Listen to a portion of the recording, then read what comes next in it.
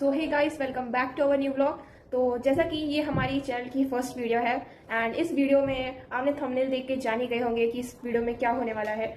तो आज क्लास 10 का मेरा लास्ट बोर्ड था और जिन लोगों ने एआई लिया है, कंप्यूटर लिया है, तो उनका 18 मार्च को है, लेकिन मैंने वो नहीं लिया है। तो मेरा पेपर आज बोर्ड का खत्म हुआ। ऐसा कुछ बर्डन सा ऊपर से रखा था और आज काफ़ी फ्री लग रहा है और आज मैंने पूरा टाइम पास किया है और कुछ नहीं किया है।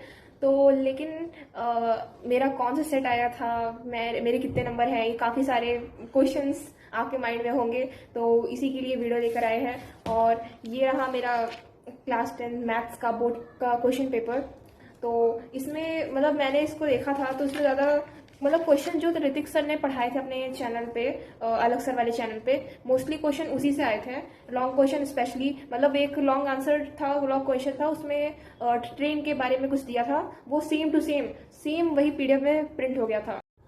घर आने के बाद मैंने अपना पेपर चेक किया कि इसमें मतलब कितने नंबर मेरे बन रहे हैं। मैंने सारे क्वेश्चन चेक किए तो मतलब कि सेक्शन है, सेक्शन ए से लेकर सेक्शन ई तक, उसमें पूरे नंबर आ रहे हैं। लेकिन जो एमसीक्यूज है, 20 मार्क्स के एमसीक्यूज, उसमें मेरे 6 नंबर कट रहे हैं बिकॉज मैंने कुछ सिली मिस्टेक कर दी और उसकी वजह से एमसीक्यूज गलत मार्क हो गए हैं और वो मेरे नंबर लूज हो रहे हैं। टोटल 6 नंबर कट रहे हैं, मैंने मतलब पूरा काउंट वाउंट किया, 6 नंबर कट रहे हैं।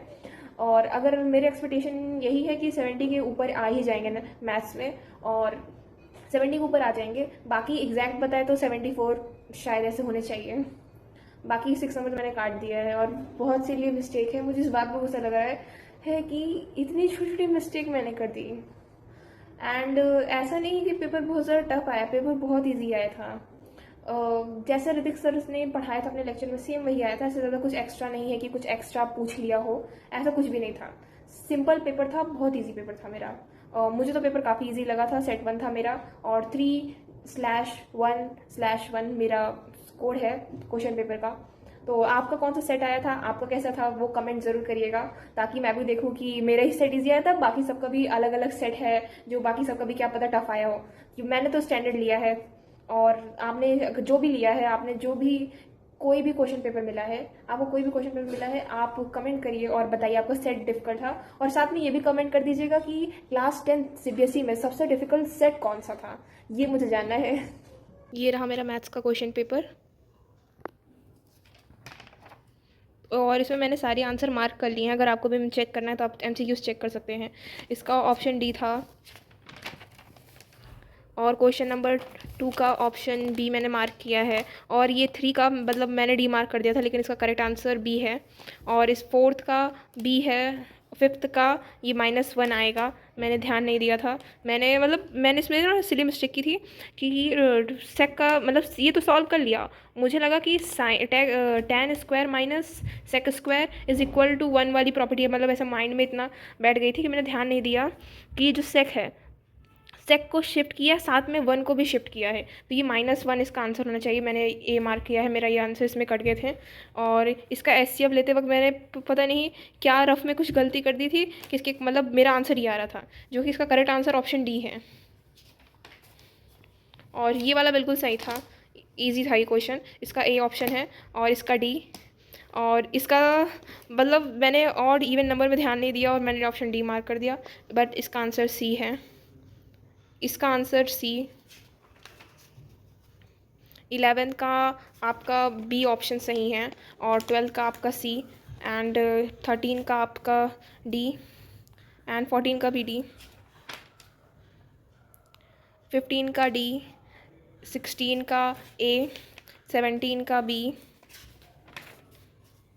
18 का बी, हाँ 18 का बी है। एंड हाँ इसका जो था ऑप्शन मैंने ए मार्क किया है, बट इसका ऑप्शन सी करेक्ट आंसर है एंड 20 का भी ऑप्शन सी सही है। और इसमें आपको ये वाली वैल्यू मैंने ये सॉल्व किया था और ऑप्शन में था, तो मैंने ये वाला सॉल्व किया। इसका आंसर 2 आ रहा था और इसका मतलब ज़ीरोस निकाला था, मुझे अभी ध्यान नहीं आ रहा है। बाकी अभी इसका भी वैल्यू मुझे ध्यान नहीं आ रहा है क्योंकि सॉल्व करना पड़ेगा ये सब चीज़। इसका तो मतलब एनसीईआरटी से पूछा गया था, तो मैंने, और इसका आंसर मेरा 24 सेंटीमीटर आ रहा था। इसमें ए ओ यानी रेडियस की फाइंड करनी थी लेंथ। राइट ट्रायंगल बन रहा है तो सेम मैंने पाइथागोरस थ्योरम लगा के इसका आंसर निकाल लिया था। ये पूरा एनसीईआरटी का दिया था और ये भी अपना ऋतिक सर ने कराया था, तो मैंने उधर से ही किया था, ये वाला ऑप्शन किया था। इसका भी मेरा 5 मतलब रेशियो के इसका रेशियो आ रहा था 5:1 एंड इसकी वैल्यू भी आ रही थी कुछ माइनस में ऐसा, वो करके अभी देख लेना आप लोग, क्योंकि अभी मुझे इतना वैल्यू याद नहीं है। बाकी तो पूरा एनसीईआरटी का था, इतना कुछ है नहीं। इसमें मेरा आया था किसमें, इसमें पूछी थी हाइट की वैल्यू, और इसमें मेरा आया था 4 आंसर। इसमें मेरा आया था टोटल 6/36 ऐसे था, मतलब ऐसे ही काटा था मैंने इसको, तो उसके बाद जो डिवाइड कर लीजिएगा उसका आ जाएगा आंसर। इसमें मेरा ऑप्शन ए या बी में से एक्स, जिसको पता नहीं मतलब सॉल्व किया बट इतना ध्यान नहीं, लेकिन बस वैल्यू याद है। इसमें किसी में आ रहा था 10,000, किसी में अपना कुछ 1,200 कुछ ऐसे करके आ रहा था, अभी ध्यान नहीं है मुझे इतना।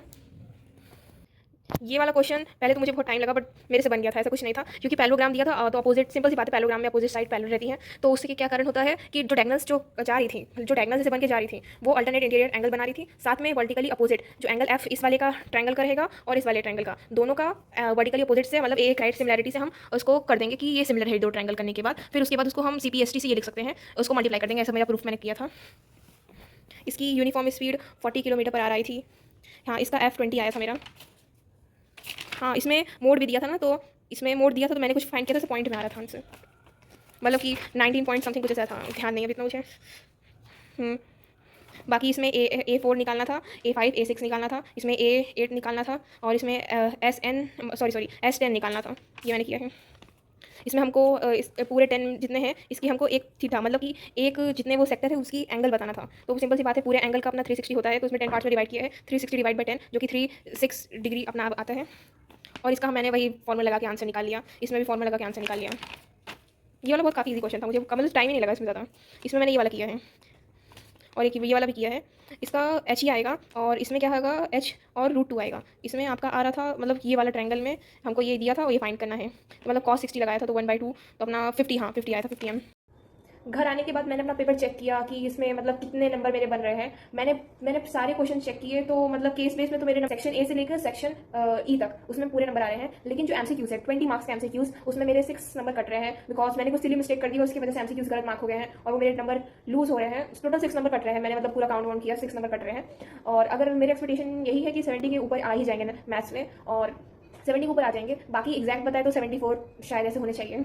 बाकी 6 नंबर मैंने काट दिया है, और बहुत सी मिस्टेक है, मुझे इस बात को गुस्सा लग रहा है कि इतनी छोटी छोटी मिस्टेक मैंने कर दी। एंड ऐसा नहीं कि पेपर बहुत ज़्यादा टफ आया, पेपर बहुत ईजी आया था। जैसे ऋतिक सर ने पढ़ाया था अपने लेक्चर में, सेम वही आया था, इससे ज़्यादा कुछ एक्स्ट्रा नहीं है कि कुछ एक्स्ट्रा पूछ लिया हो, ऐसा कुछ भी नहीं था। सिंपल पेपर था, बहुत ईजी पेपर था मेरा। मुझे तो पेपर काफ़ी ईजी लगा था। सेट 1 था मेरा, और 3/1/1 मेरा स्कोर है क्वेश्चन पेपर का। तो आपका कौन सा सेट आया था, आपका कैसा था, वो कमेंट जरूर करिएगा, ताकि मैं भी देखूँ कि मेरा ही सेट ईजी आया था, बाकी सबका भी अलग अलग सेट है, जो बाकी सबका भी क्या पता टफ आया हो। कि मैंने तो स्टैंडर्ड लिया है, और आपने जो भी बेसिक या स्टैंडर्ड क्वेश्चन पेपर मिला है, आपको कोई भी क्वेश्चन पेपर मिला है, आप कमेंट करिए और बताइए आपको सेट डिफिकल्ट था, और साथ में ये भी कमेंट कर दीजिएगा कि क्लास 10 CBSE में सबसे डिफिकल्ट सेट कौन सा था, ये मुझे जानना है।